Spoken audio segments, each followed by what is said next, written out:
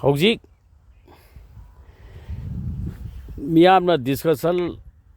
tawna mass media singda nainari hojik fawda tha taru helaba assembly pham ngamdraba adagi Loutunaraga chimisar pham Thadokliba bar sarkar gi adu komba sahi ani funding seat sahi tha kun mathoi supna bar sarkar na khambi ba leitana matam lela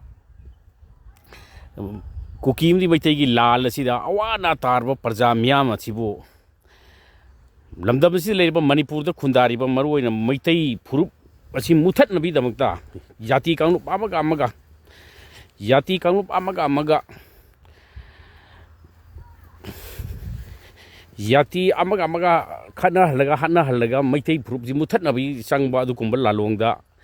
aikhogi sen khara pairaga bot lepa senjong paiba kharana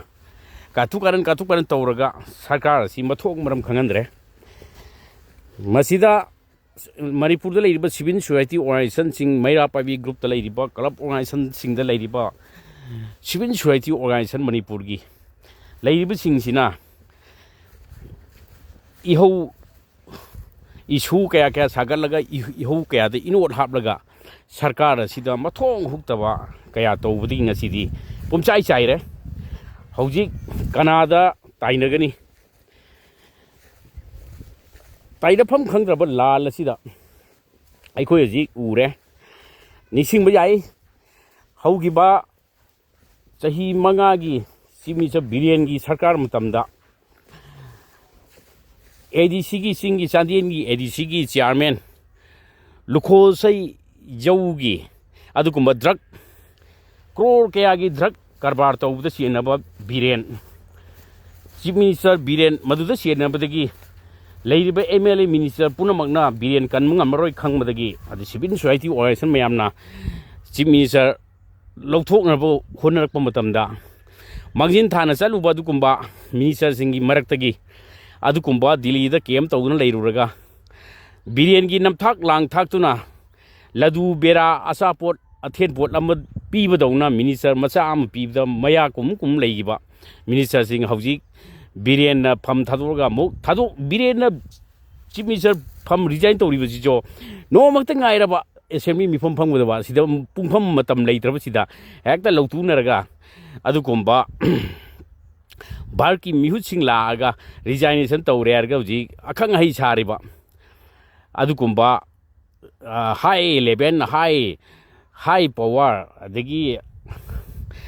adukumba moigi Delhi gi adukumba leader singi moigi yathang yaudragadi government sem ngamdaba adukumba Loutunaba sigumba seirak asida ikoi ure matam aduda chimisa biren ga saunarna congress da ikhogi BJP da leiriba MLA kaya napak tanadra leire maduda ek joban dauna adukumba wasak chiatpan leiba kaya ama chimisa oigani hadina lamjien tanaba marta yauri adagi biren na muk magi minister singdagi kolik tagi chimisa lamjien jawgudamne hoi chimisa oina bo honagadamne hadina muk tawri adagi thingai wa ikhogi jaga da BJP की MLA लेब जगह दा villain का जाना तब BJP की MLA सिंगी मरकता ग्राम पंचायत की election तौदना ग्राम पंचायत की प्रधान जिला परिषद मेंबर कया ड्रग यदि क्या हापा अदुकुंब सिंधुगी केंद्र सिंधुदा वाक तौरिबा कांग्रेस की अदुकुंबा कांग्रेस की कैंडिडेट ओइबा सिंधुगी मखादा लेबा सिंग अदुगा बिरेन तौरीसी कांग्रेस ने सुखंगतब BJP ने सुखंगतब ऑर्गेनाइज कया तौरगा हजी बिरेन द थौजलगा दगी मिनिस्टर सिंग चक्सन जगलगा अदुकुंब कैंडिडेट तुदा अदुना चीफ मिनिस्टर ओइरदी खोइ मांगले खोइ अमोना बोले पफंगरोयना कोइतान तालगा अदुकुंब इरांग हेंगल प्रेसिडेंट रूल चलाय हलगा अदुकुंब सथरिबा असिकुंब थौवंग सिदा मतुंगिलिबा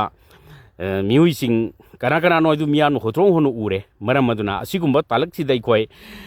aikoi na isamjamna TOTOMSHANA Nongshaba no ji ure hujik fawda sarkar sem ngamtraba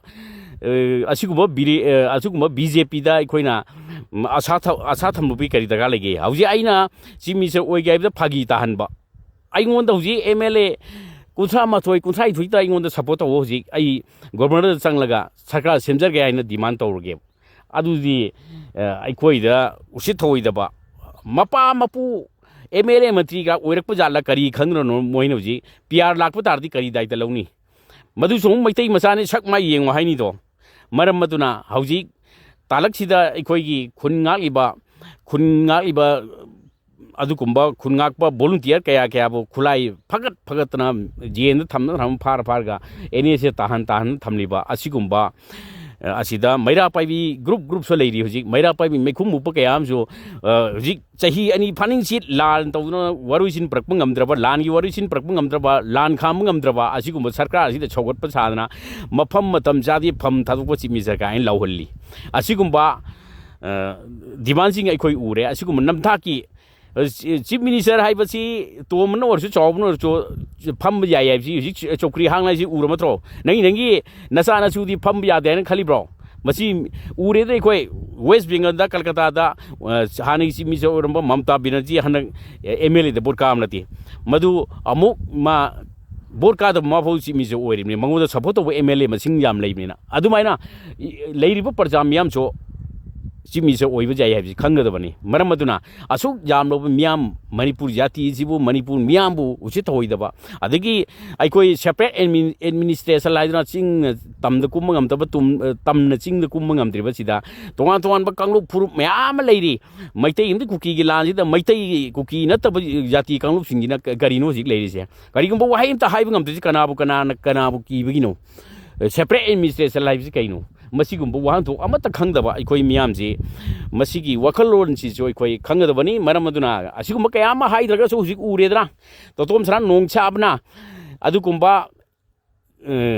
अखोईगी अपेल अका मपेट वा ngang चीफ मिनिस्टर बिरेन फम थादुहले हाइबजी मियामना खंगलमत्रो वाई वता फजबा लैथेक लैकोई बॉम तोप कापलगा बिरेल हाटलगा चीफ मिनिस्टर फम लौथोकनब होनबसो सिपाही पुलिस सेंट्रल फोर्स मैमना ngak सेना लेरिबदुदा कमाय तौनी मरम अदुना तोतोमसना नोंगछाबना हुरानमना फागदबा जोति जोटना ककदबा असुमना जोइ तौगदबा हुरानमना फागदबा मिहाटपना हाटकदबा अदुकुंबगी उपाय सिनेदुना लालोंग सिनेदुना अदुकुंबा इकाइब खंगद्रबा चीफ मिनिस्टर तोतोमसनागी अकाम पेटना फम थादोरिंग राइबसी मियाम